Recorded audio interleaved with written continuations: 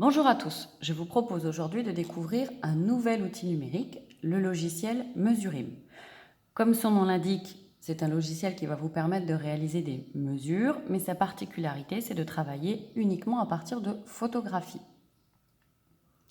Une fois que vous avez téléchargé le logiciel à partir du lien que je vous ai proposé, il faut repérer cette icône, cliquer dessus, faire extraire tout, et une fois que vous avez tout extrait, vous aurez cette fenêtre et l'on vous indiquera terminé.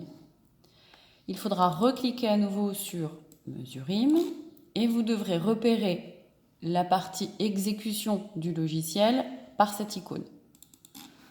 Vous faites exécuter, double-clic, on exécute et voici l'interface à partir de laquelle vous allez pouvoir travailler.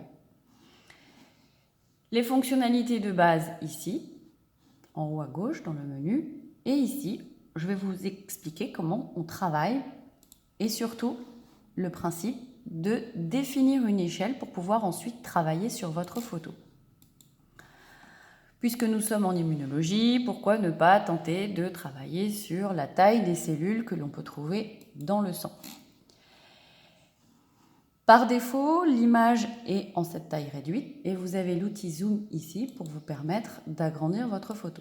Cela vous permet de travailler avec une vision un peu plus agréable.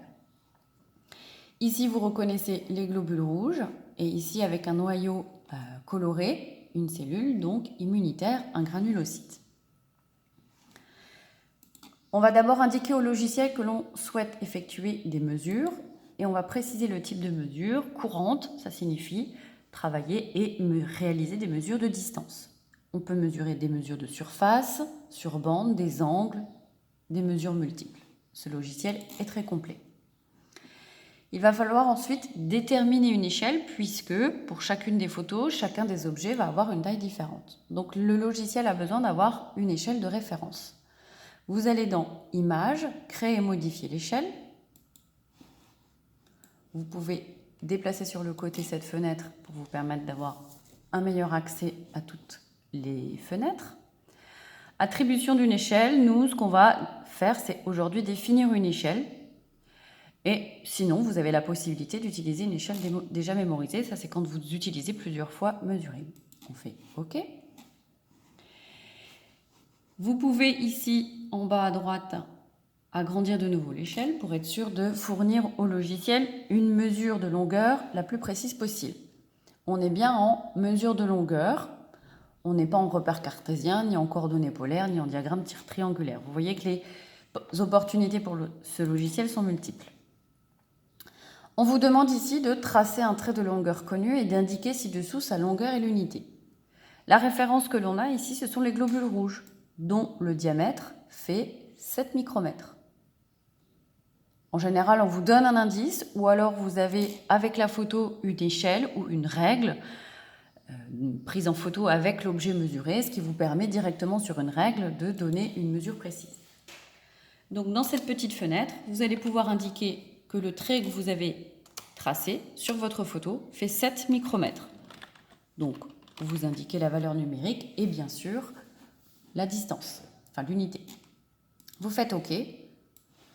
Ici, c'est un ajout temporaire où vous demandez à l'enregistrer dans le fichier si vous allez réutiliser plusieurs fois cette échelle. Vous faites OK. Vous allez maintenant pouvoir réaliser les mesures sur votre photographie en procédant ainsi. Donc, par contre, vous pouvez vérifier que vous êtes bien donc, en outil de mesure de distance, des fois qu'il y a eu des modifications. Donc, je vous remontre. Vous pouvez tracer donc, le trait. Chaque fois que vous allez refaire une mesure, la mesure précédente va s'annuler, va s'effacer. Et vous allez avoir la réponse de la mesure en bas à droite de l'écran. Ici. Donc ici, le logiciel indique que ce granulocyte mesure 12 micromètres.